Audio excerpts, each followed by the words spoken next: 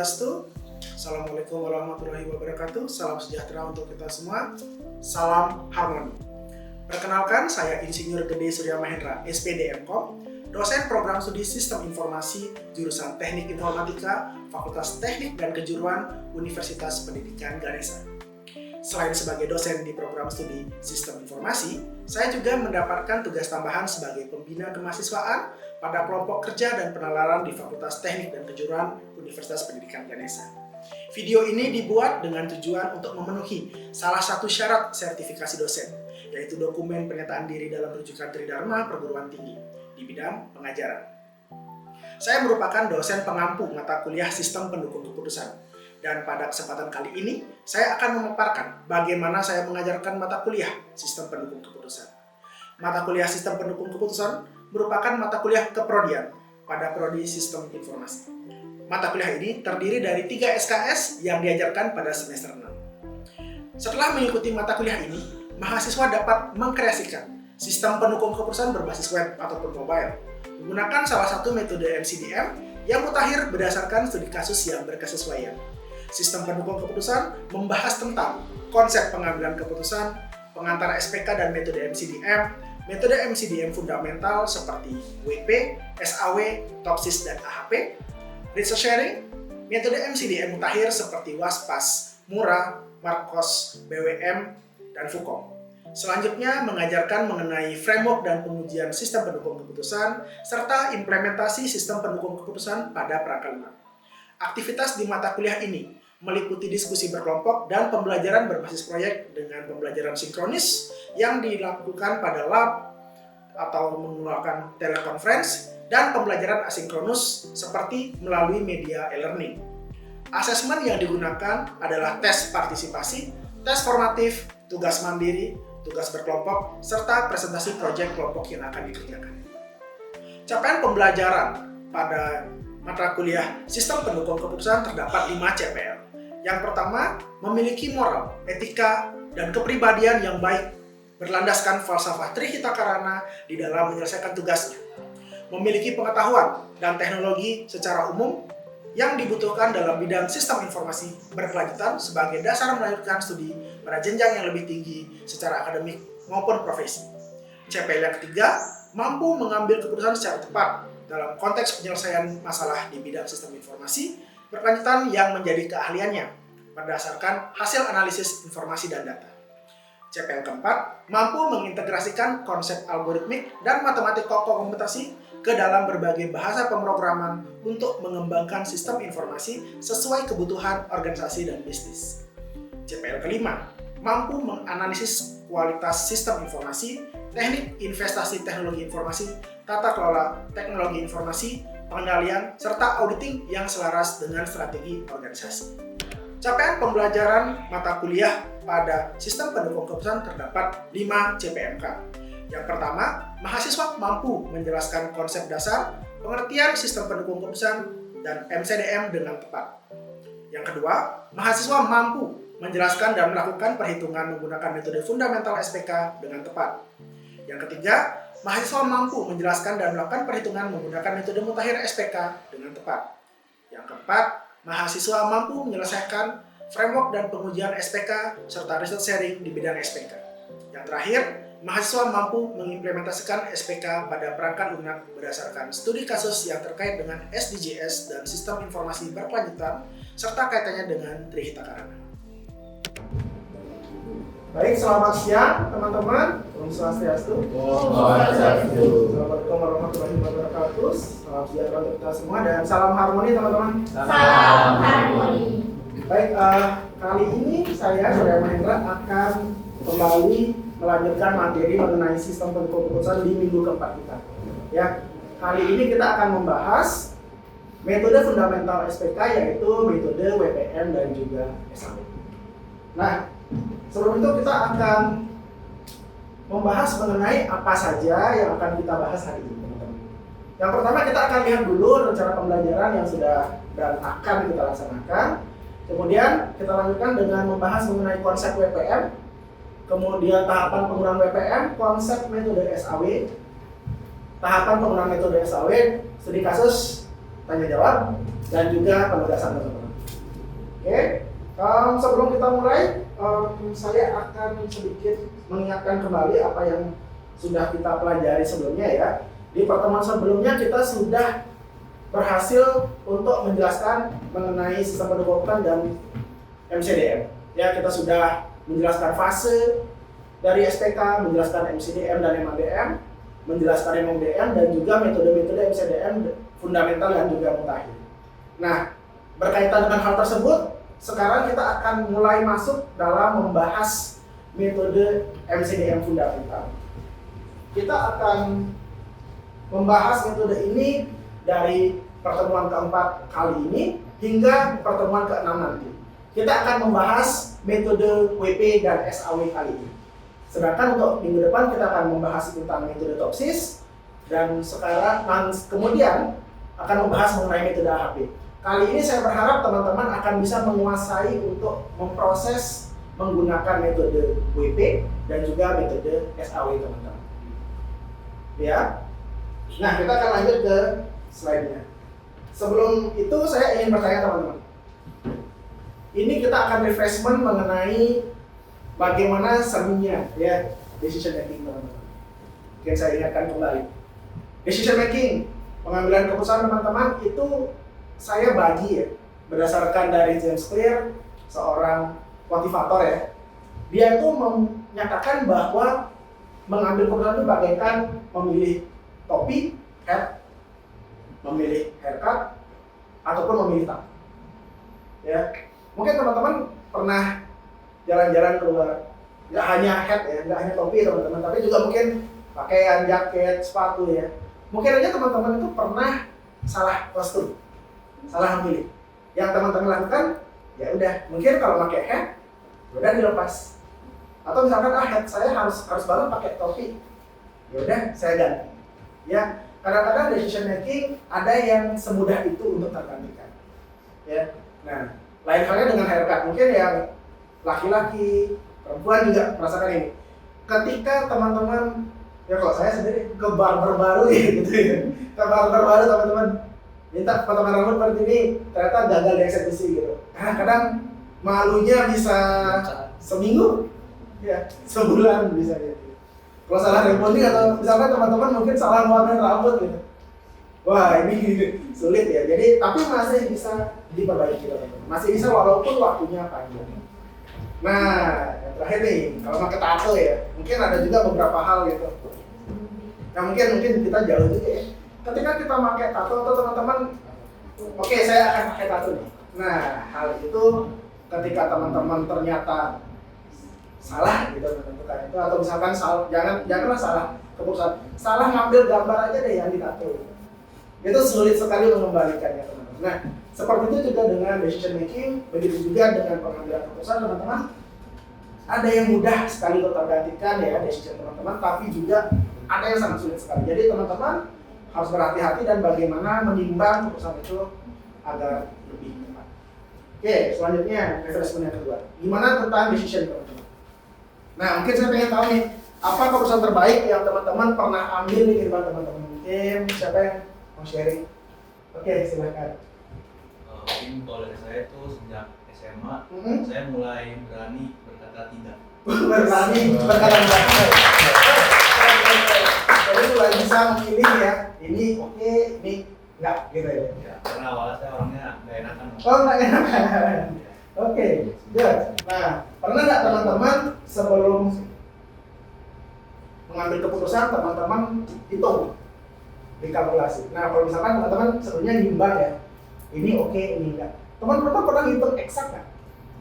Belum ya? Belum pernah menghitung ini saya akan kalkulasi matematisnya dari mana? Belum ya teman-teman? Belum. Oke, kita akan coba itu sekarang teman-teman.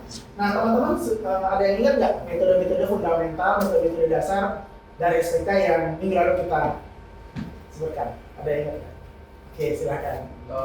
Dari yang saya pelajari juga dan mungkin sekarang kita bahas juga Pak. Jadi beberapa metode fundamental yang ada itu ada SAW, lalu WP juga, lalu mungkin yang seperti Bapak jelaskan tadi minggu depan kita akan belajar Topsis dan AHP. Oke, terima kasih. Jadi sebenarnya itu salah satu metode yang paling dasar, fundamental, kuat yang ada di decision support system teman-teman.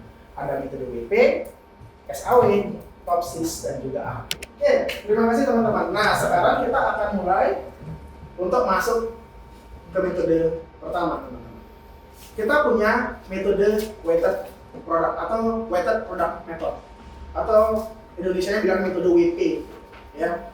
Jadi weighted product atau misalkan juga disebut dengan weighted product method adalah metode yang paling sederhana, Jadi pertama kali ditemukan ya, dikemukakan oleh Bridgman 1922, 100 tahun lebih ya, sudah lama sekali. Untuk pertama kali ditemukan weighted product dan dipopulerkan dalam metode decision support system itu oleh Miller dan Starr tahun 69. Lawas sekali, ini jadi memang metode fundamental sekali. Nah, kenapa dibilang paling sederhana? Karena di WPM tidak perlu melakukan normalisasi alternatif. Apa itu normalisasi? Nanti saya akan jelaskan kembali. Nah, fungsi utama WPM adalah gini ya, kalau boleh dijadikan satu kalimat weighted product model adalah memangkatkan nilai alternatif dengan bobot kriteria kemudian hasilnya dikalikan. Itu satu kalimat menyelesaikan metode ini, gitu teman-teman. Nah, mungkin beberapa teman-teman juga belum begitu paham ya beberapa istilah ini, kita akan breakdown sekarang teman-teman. Nah, itu ya, itu definisinya sedikit historical mengenai WPM teman-teman.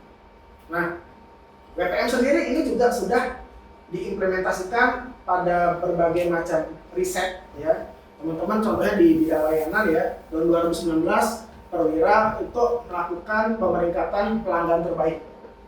Kemudian pada bidang pemasaran saya juga melakukan riset di bidang WPM di mana mengkomparasikan metode AHP SAW dengan metode AHP WP untuk penentuan e-commerce terbaik. Kemudian Bu Swandi 2022 menentukan order barang terbaik. Kemudian Francisca e-commerce terbaik juga di tahun 2023. Saya belum cek apakah itu ada rujukan ke riset saya atau enggak gitu. Nah, selanjutnya juga ada riset WPM di bidang sosial, misalkan untuk penerimaan BLT bantuan langsung tunai oleh Kuswanto di tahun 2023. Penggunaannya sangat luas sekali, penggunaannya masih update juga tahun 2023 itu masih ada, mungkin dicek 2025 sekarang juga ada riset terbarunya.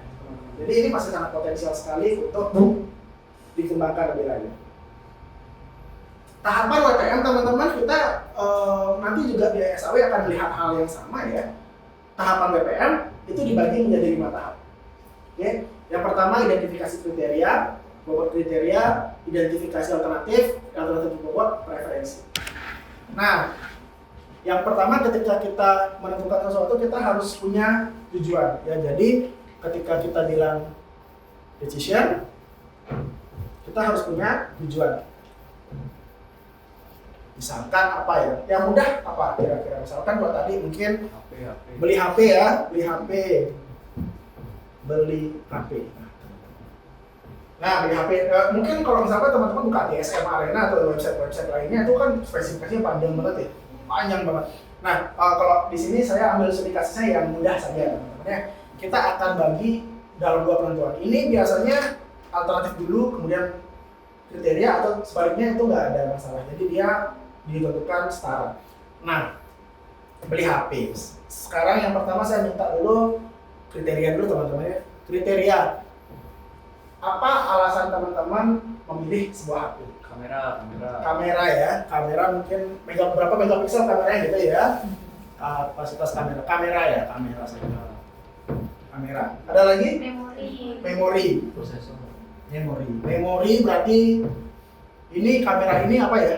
Gampangnya megapiksel ya, megapiksel ya. Memori? Gigabyte. Nah, satu lagi. Harga. Harga ya. Harga rupiah lah, juta rupiah. Nah, rupiah dulu ya. Nah, gitu. Teman-teman sudah berhasil mengidentifikasi kriteria ya. Misalkan dari beli HP, teman-teman sudah berhasil mengidentifikasi kriterianya. Kamera, memori, dan juga harga. Saya sangat oversimplify sekali. Nah, selanjutnya teman-teman dari 3 hal ini, anggap teman-teman perlu membobotkan. Nggak mungkin kan, saya gas semua nih gitu kan. Akan kemungkinan nggak terjadi seperti itu. Anggap saya punya pie chart 100% ya. Gitu. Kira-kira teman-teman yang paling penting ya, saya mau konsensus aja, saya mau aklamasi aja ya kira-kira. Dari 3 hal ini yang paling penting buat teman-teman apa? Memori. Harga siapa? Hampir semua harga ya, harga dulu ya. Oke, harga kira-kira 0 sampai 100%, logiknya berapa? 50? 50 ya? 50. 1 sampai 100? 50 ya? Susul lah ya, contoh ya. Berarti kita harga di sini ya 50% lah. Oke, harga udah ya. Memori sama kamera penting mana? Memori buat simpan PDF ya. Memori berapa? 35 memori ya. Berarti kurang lebih gimana gambarnya? Seperti ini ya. Ini memori. Ada barang pilihan seperti ini, teman-teman sudah berhasil masuk ke pembobotan kriteria. Ya, pembobotan kriteria teman-teman sudah berhasil ke situ. Logikanya, ya, teman-teman akan menitik beratkan pada harga, kemudian pada memori, baru ada kamera, gitu ya. Jadi teman-teman pengen HP-nya murah banget, gitu kan? Tapi juga punya memori yang bagus, tapi mungkin ya mengorbankan sedikit di kameranya. Ini bisa berbeda masing-masing orang, teman-teman. Misalkan, Bapak, saya itu adalah konten kreator, gitu. Nah, kamera nomor 1 Pak buat saya, gitu. Nggak apa-apa, HP-nya mahal, yang penting kameranya bagus. Ada yang berkeinginan seperti itu. Itu ya, teman-teman, contohnya. Teman-teman sudah berhasil sampai tahap 2, bobot kriteria. Oke, selanjutnya kita akan mengidentifikasi alternatif. Nah, saya pakai brand dummy aja ya. Ya, jadi teman-teman sudah berhasil mengidentifikasi alternatifnya teman-teman yang akan teman-teman beli produk brand dari handphonenya. Nah, selanjutnya teman-teman akan mengidentifikasi alternatif. Lebih lanjutnya teman-teman harus memiliki nilai dari masing-masing kriteria ini. Nah, teman-teman, ini adalah proses bagaimana caranya teman-teman melihat secara objektif ya. Kebutuhan saya seperti ini, yang mereka punya seperti itu, gitu, dengan harga, memori dan kameranya seperti itu. Teman-teman sudah berhasil nyampe identifikasi alternatif. Nah, kemudian kita akan hitung pakai WP. Gampangnya untuk menghitung WP itu adalah saya pengen tahu seberapa sih si alternatif ini berdampak buat saya, berdampak buat kebutuhan saya. Oke, saya punya si udah dulu ya. Dulu saya ini agak sulit ya. Jadi kalau misalkan silon, XIJ, pangkat ini, saya akan bacakan secara manusia, secara kalimat yang teman-teman akan bisa mengerti. Memangkatkan nilai alternatif, ya, nilai alternatifnya dikasih pangkat dengan bobotnya, kemudian hasilnya dikalikan, kayak gitu. Itu membacanya seperti itu. Jadi kalau misalkan saya punya udo tuh ya, 2 pangkat 50% gitu dikali 64 apa tuh memori ya, 35% dikali 8 pangkat 15%. Hasilnya seperti ini. Ayo kita cek.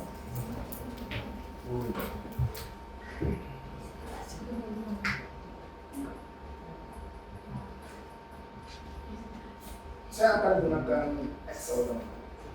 Ada rumusnya yaitu rank ini dibandingkan dengan seluruhnya. Ternyata HP yang paling bagus untuk teman-teman yang pengen harga murah, kamera bagus, susah, best. Nah, jadinya tadi ya pertanyaan ketiga saya, apakah teman-teman pernah mengkalkulasi? Nah, sekarang inilah proses kalkulasi. Jadi kalau dari sini HP yang terbaik adalah susah ya. Dengan 4 juta teman-teman dapat memori 128 dan kamera 48 loh, kamera 48 ya. Tapi mungkin kalau ditambah kriteria yang lain teman-teman, misalkan prosesor, nah ini bisa berapa nih teman-teman? Ditambahkan yang lain itu berapa? Itu ya. Jadi teman-teman semakin rigid kriterianya, itu pilihan teman-teman akan semakin bagus untuk pertimbangannya. Dengan konsekuensi pembaginya teman-teman akan semakin banyak juga. Itu ya teman-teman. Oke. Nah teman-teman, dengan kondisi seperti ini teman-teman sudah berhasil menggunakan metode WP dengan sederhana. Nah, nanti mungkin ya Dita pertanyaan. Silakan. Berarti kalau misalkan dari kriterianya itu dia kita ingin, maksudnya bentuk kriterianya itu semakin rendah dia semakin bagus, berarti di persentase di pangkatnya itu dikalikan harus minus gitu ya Pak? Iya betul. Jadi kalau WP itu dipangkatkan minus ketika dia memiliki yang lebih kecil. Nah kalau di sini kita akan anggap sebut ini namanya benefit ya, boleh. Atau di sini bisa banyak yang disebutnya maksimum, itu bisa juga, atau maks ya keuntungan ya, kalau Indonesia bisa dibilang keuntungan. Kalau yang rendah itu kita bisa sebut cost atau min atau kerugian. Nanti di sini akan yang membedakan kebutuhan kita masing-masing. Jadi nanti kalau pakai WP teman-teman, ketika dia menemukan tipe kriteria yang cost, yang min, nah dia akan dipangkatkan minus. Nah ya, nah, itu akan membuat pertimbangan kita beda. Nah teman-teman, ini adalah kembarannya selanjutnya. Kembaran dari metode WPM adalah metode SAW, Simple Additive Rating. Nah konsepnya adalah mencari penjumlahan terbobot dari rating kinerja terhadap setiap alternatif semua atribut. Ini sedikit improvement daripada sebelumnya. Nah ini ditemukan oleh Fishburne 1967. Nah, di sini menjadi awal mula proses normalisasi. Nah, tadi itu kan mungkin angkanya berantakan banget ya. Kalau misalkan saya kasih harganya 7 juta rupiah, itu ketika dipangkatkan tuh angkanya akan besar sekali. Contohnya, kalau tadi kita punya Undo, kita kasih 2 pangkat sekian ya di sini. Kalau kita jadikan 2 juta rupiah, gitu, misalkan benar 2 juta sih. 2 juta rupiah, hasilnya akan malah kecil sekali. Itu misalkan. Atau misalkan kalau ini saya hilangkan pangkatnya ya, besar sekali nanti teman-teman. Itu yang terjadi kekhawatiran, sehingga untuk menstandarisasi itu dibuatlah adanya normalisasi alternatif. Nah kalau boleh saya simpulkan juga dengan WPM tadi ya. Kalau misalkan tadi WPM, kalau teman-teman ingat, alternatifnya dipangkatkan dan kemudian dikalikan. Kalau di SAW itu adalah mengalihkan nilai alternatif ya, kemudian dijumlahkan, dikalikan dan dijumlahkan. Jadi lebih simpel kalau misalkan teman-teman menghitung dengan manual. Bidang risetnya juga luas, nggak terbatas pada ini saja. Ini ada di bidang pendidikan, pemasaran, dan juga pariwisata. Misalkan pemilihan kegiatan ekstrakurikuler oleh Irawan tahun 2019, pemasaran, misalkan pengembangan produksi pupuk atau pemilihan tempat kos, pemilihan distributor terbaik. Di pariwisata juga ada, misalkan di pemilihan top 10 traveler rent hotel di tahun 2023. Walaupun ini juga dikembangkan pada tahun 67, tapi ini juga masih relevan. Buktinya masih ada riset di tahun 2023. Jadi teman-teman masih bisa gunakan riset di bidang SAW juga ke depannya. Nah, tahapan SAW ini kembaran sekali dengan WPM, sama persis. Bedanya adalah di identifikasi dan normalisasi data alternatif. Ya, ketika teman-teman ketemu metode keuntungan, dia akan dihitung ulang untuk standarisasi datanya. Begitu juga dengan kerugian, ada rumusnya, yaitu di mana kalau misalkan teman-teman tadi ya, misalkan Undo gitu, ketemu harga 2 juta. Nah, itu nanti untuk normalisasinya supaya harganya punya standarisasi yang sama, dia akan dihitung. Misalkan kalau harga itu kerugian ya, jadi nilai paling kecil dalam kolomnya dibagi dengan nilainya dia. Selanjutnya kita bahwa kriteria masih gunakan yang sama, identifikasi dan normalisasi data alternatif. Nah, di sini akan saya coba untuk menghitung di harga ya teman-teman ya. Kita fokus di sini dulu, nanti kita akan lanjutkan dengan Excel. Setiap metode memiliki kelemahan dan kelebihannya masing-masing. Jadi teman-teman bisa juga, oh ternyata kalau dari WP ternyata susah nih yang paling bagus buat saya. Gitu. Terus dari kalau misalkan dari SAW, oh ternyata si Undo yang paling bagus buat saya dengan 2 juta. Dengan 2 juta rupiah dapat memori 64, mungkin masih susah ya. Sebelum kita akhiri, apakah ada yang ditanyakan teman-teman? Ada yang bertanya? Ya. Oke, silakan. Baik, terima kasih kesempatannya. Saya ingin bertanya Pak terkait di pembobotan kriterianya. Ya. Nah, kalau untuk saat ini nih kan dia pembobotannya masih relatif gampang gitu Pak ya, karena masih ya sekedar 3 atau lain sebagainya. Kalau misalkan nanti dia kriterianya itu banyak dan itu kita kan agak susah untuk menentukan angka-angka itu. Apa kira-kira ada yang bisa kita gunakan untuk memberikan bobot untuk alternatif itu Pak? Oke, bagus sekali Duta. Terima kasih pertanyaannya. Nah, apabila terjadi dengan kriteria banyak ya, nah mungkin 3 gampang ya. Nah, kita coba cek di sini teman-teman. Nah, studi kasus di sini kita punya 8. Kita punya 8 kriteria teman-teman. 8 kalau membobotkannya dengan cara seperti itu kan ini berapa belas persen, mungkin seperti itu yang dikhawatirkan oleh kita ya. Mungkin teman-teman juga mengkhawatirkan ketika pengen beli HP yang bagus, kriterianya panjang, itu kayak gimana? Misalkan C1 teman-teman kasih nilai berapa, itu bisa teman-teman lihat kepentingannya 0 sampai 100, 1 sampai 100 teman-teman bisa. Teman-teman bisa nilai 1 sampai 100. Begitu dengan C2, C3 sampai C8. Gitu. Nah teman-teman caranya adalah seperti ini, Simpawi jadi 1. Caranya adalah ini dijumlahkan. Gitu. Misalkan berapa ini? Ayo dihitung. 0,60. Ini 100 bagi 1,5. 0,16. Anggaplah ini 16% gitu teman-teman ya. Berarti ini juga 16% gitu. Nah, ketika teman-teman sudah lakukan hal seperti ini, niscaya hasilnya pasti 100%. Nah, ini yang akan bisa menggantikan Paicha. Jadi teman-teman nggak usah khawatir misalkan ini harus saya set 100% atau apa gitu ya. Jadi teman-teman bisa lakukan hal seperti ini. Tuh, teman-teman. Oke, apakah bisa menjawab? Siapa? Oke, teman-teman. Terima kasih. Itu sesi tanya jawabnya. Dan ada lagi pertanyaan? Good. Terima kasih teman-teman. Nah, tugas. Gak apa-apa ini teman-teman, aman. Ya, ini teman-teman saya minta teman-teman untuk melihat fenomena. Teman-teman lihat fenomena di lapangan. Teman-teman yang perlu kiranya diselesaikan dengan SPK. Nah, teman-teman boleh menggunakan salah satu atau mau cek keduanya juga nggak apa-apa. Pakai metode WPM atau SAW, ya. Identifikasi 3-5 data kriteria, 4-7 data alternatif, sama kayak seperti yang sekarang. Kemudian teman-teman lakukan tahapan metode dengan detail seperti yang sudah kita kerjakan bersama. Nah, selanjutnya itu nanti teman-teman akan dikerjakan secara berkelompok 3-4 orang. Ayo silahkan. Nah, nanti teman-teman akan dapat nih bisa teman-teman kerjakan dengan tulis tangan yang mungkin kalau ngetik itu agak sulit ya. Atau misalkan nggak apa-apa Pak, saya ketik aja, it's okay. Silahkan. Nanti pengumpulannya soft copy di e-learning. Kalau teman-teman tulis tangan, silahkan di scan atau di foto, dikumpulkan di e-learning atau misalkan udah soft copy dijadikan PDF, dikirim misalnya ke e-learning. Sampai pengumpulan minggu depan sebelum pertemuan kelima. Oke. Gimana ya?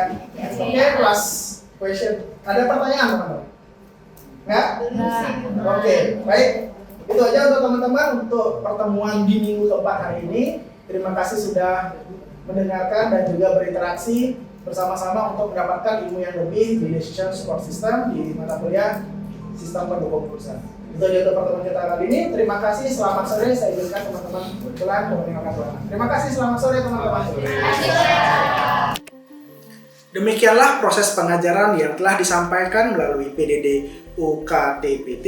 Pengajaran Serdos ini diharapkan dapat memberikan gambaran komprehensif mengenai pelaksanaan tugas seorang dosen dalam bidang pengajaran.